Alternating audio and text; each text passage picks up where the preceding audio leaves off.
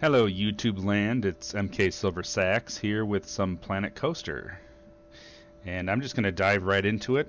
I've been working on a park of my own here, and then I also have a couple of coasters that I've built. I'm a big fan of the roller coaster type games that have come out for PC in the last several years, including things like Roller Coaster Tycoon 3. In fact, that's pretty much the last one I've played until this, and it seems like it's the same studio that made it. They decided to kind of branch off and do their own thing, so you could tell that there are quite a few elements of that game that are carried over into this one. Alright, so we're going to start off by taking a look at just a couple of coasters I've made. This one is inspired by, used to be a coaster at Six Flags Great America called Viper. It's a wooden style roller coaster, and this is kind of a nod to that. It's called Anaconda. Anyway, we're going to go ahead and join this coaster in a second once they return to the station. I don't know which train this is, but we're gonna join this one. You'll also notice if you are familiar with this game or play this game that this coaster and some of the other ones that I'm making and going to be making are a little bit longer than some of the prefabbed ones or the ones that they give you in the blueprint with the game. Just because I feel like when you're riding the coaster, you might as well spend some time on it. So we're going to go to Train 2 and take a seat in the front. And let's open up these queue lines here. There we go.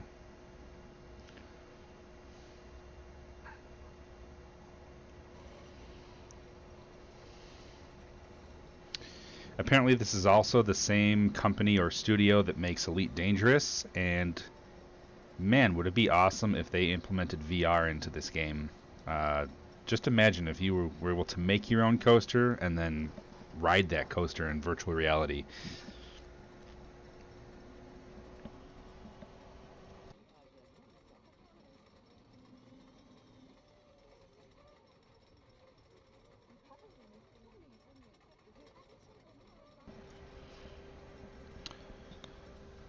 Overall, the gameplay is pretty smooth.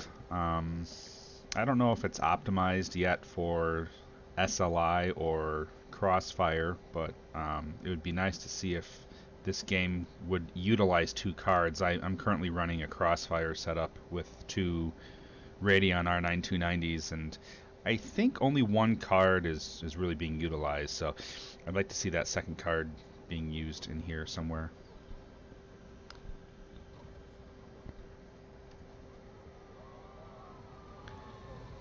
Decent sense of speed. I'd also recommend if you don't have a good headset, get yourself a nice pair of headphones or a headset so that you can enjoy the great sounds that this game has to offer.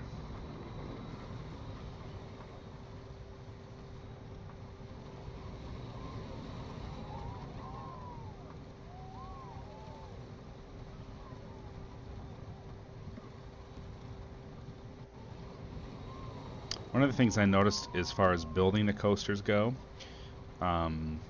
turns tend to ramp up the fear rating, so if you're trying to keep that fear rating low and get more people on the coaster, or if you're trying to put the fear rating up, manage that with turns. I noticed that it's not always the height of the coaster or the motion, the vertical motion up and down, like, you know, going over the hill, like what just happened there, but it's any time that it banks or goes around a corner. Oh, there's some interesting birds flying in front of the camera view there. The turns tend to ramp up the fear. In fact, let's see if that is the case. Is this train 1? There we go. Yeah, it's moving. Okay, so you'll notice right now, excitement, fear, and nausea, all low. Excitement goes up for vertical motion, and then watch, as soon as this hits the turn, then the fear starts going up. Fear's not too bad until it hits this turn. Yep. Yeah, as soon as the coaster hits a turn. Which is interesting because some of these other thrill rides, you know, I guess they turn or they rotate in some way, and they're not horrible on fear. Like for example, this one is constantly turning. This Insanity, where did that go? Kickflip and Insanity, yeah, they're not too bad. But think about this one. This one's constantly turning. Maybe not. This one? Where's one that's constantly turning? Here's one that's constantly turning. Let's take a look. Yeah, the fear on this one is 2.04. So about 2. And this one is constantly taking horizontal turns, but yet there's like little to no fear behind that one. Alright. So that was the Anaconda. This right here is a Batman-inspired ride. For any of you guys who are familiar with Batman the Ride, or I don't know if it still exists or not. It's been a while since I've been to Six Flags. It was a suspended steel hypercoaster.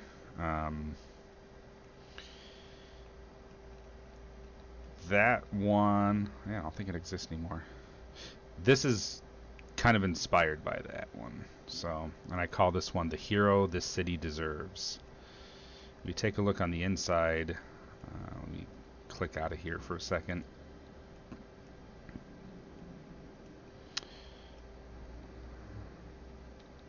Still trying to figure out the camera controls a little bit more. They're a little finicky, especially when you have something highlighted. Hopefully they'll take care of that at some point in time. Alright, so the inside is very much Batcave-like. I wanted to put that around the station and the entry area. But the best thing for this one is the nighttime effect. So you notice that I have some lights going on in this cave area. Adds quite a bit of ambiance to the area as well, just because queue lines, it's very important to have a specific level of scenery around them. Also, you'll notice on this coaster, excitement and fear are great. Nausea is a little bit high, so you want to make sure that if you use this coaster, might have a first aid station around there somewhere. But anyway, let's jump on this ride. Let's go to train 2. Alright, we're about to take off here. By the way, in this game there are quite a few different special effects. You'll notice up on the middle part of the track here there's a bunch of sparks. I added those just for visual effects. Different lights, beacons, things like that. The terrain manipulation in this game actually seems to be done very well. Like if you want to make a hill or a cave or like a tunnel that goes through, or goes through the cave or goes through the hill, you could do that with relative ease. Alright, so reaching the top here. By the way, you could also change your seat as well as the train and the car. So you could, if you're, quote, riding the coaster, you can do so in any seat you want. So I kind of developed this track so that it's kind of swooping over some of the other guests at the park, as well as going through things like caves here, which is awesome.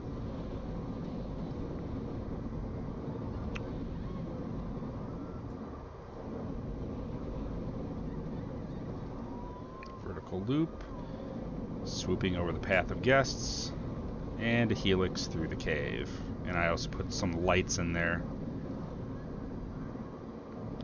Then I designed this thing over here, which is like a little trench with some water on the bottom.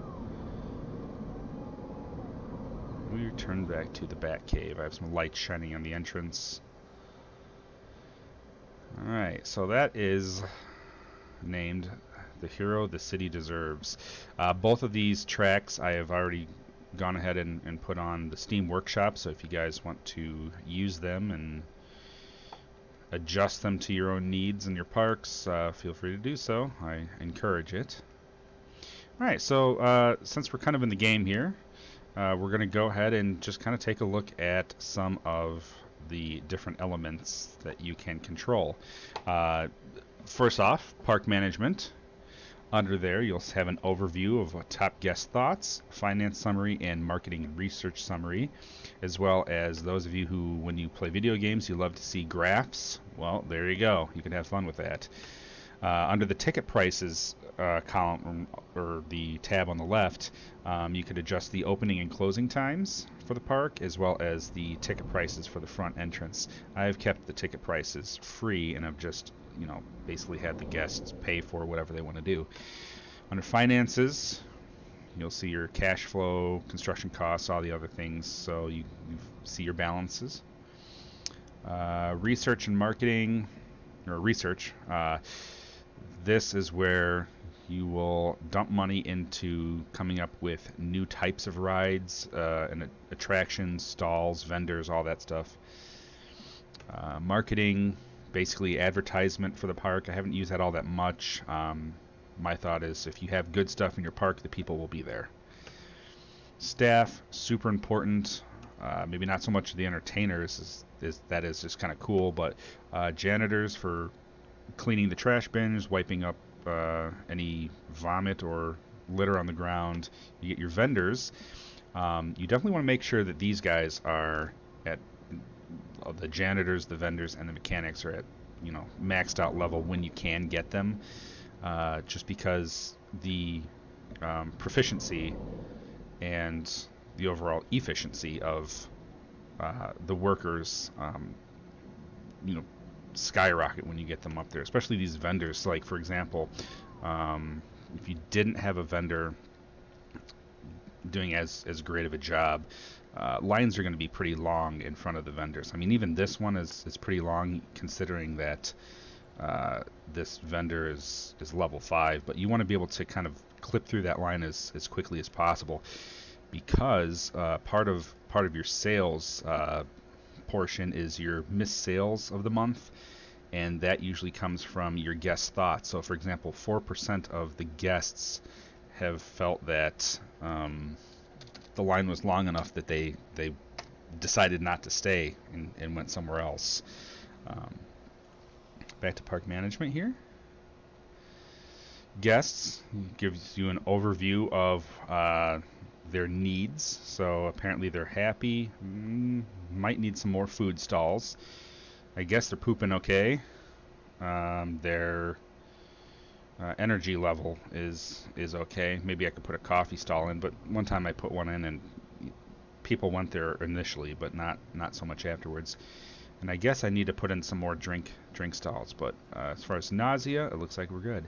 And then you get the overview of your attractions and shops, and this basically just shows you when you open the ride, how many guests usually visit there a month, and then of course the profit of that ride. So you'll notice up here in the notification section, I just got a notification that the Screaminator has broken down, which I believe is this one.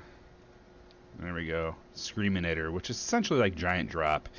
Yeah, this one just has a bunch of problems, which is unfortunate considering that all this ride does is basically lets you free fall in a seat. But let's take a look at the maintenance section, and it looks like this ride could probably use some refurbishing. So I'm going to go ahead and let my mechanic work on that. He's probably going to take a while. It does cost a little bit of money for that, but if you notice on the bottom left-hand corner, money's not an issue for me right now because I've been playing this for quite some time. I'm in my 16th year, quote, in this one. You get your park rating. Park rating takes in a combination of things like your ride ratings, your scenery ratings, which is like all of the fluff that's around your park, that, you know, eye candy, all that good stuff, and then your park balance bonus. And there's also marketing bonus as well. I haven't really touched marketing all that much.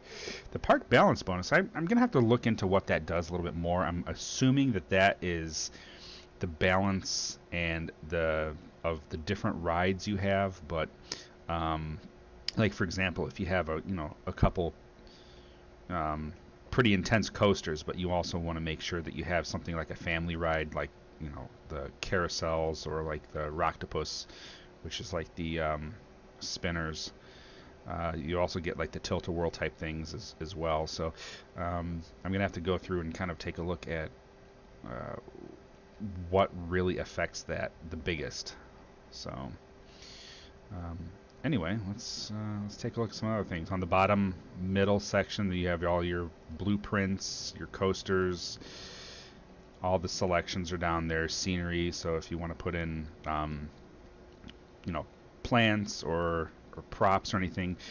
For example, when you click on a ride, you'll see that in the overview, the scenery for the queue line, that actually makes a difference on whether or not people are willing to wait in line for the ride, because they need to have something cool to look at it, and not just a concrete path of people just waiting.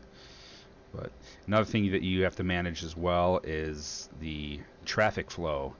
You'll notice right here, holy cow, there are a lot of people, and they're just kind of bumping into each other.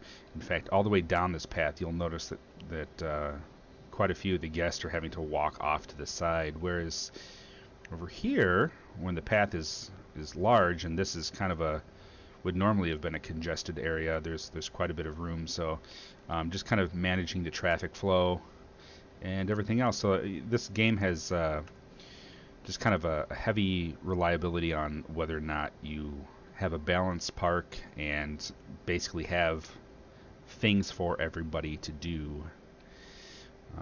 Anyway, I'm going to kind of wrap up this video here. I hope you guys enjoyed it. Again, this is Planet Coaster, and I'm going to be making a couple more videos later on, maybe some new coasters, update this park, give you some, you know, updated videos on it and how well it's going. And if you enjoy this content, please click like and subscribe, and yeah, tell your friends. All right, thanks for joining me.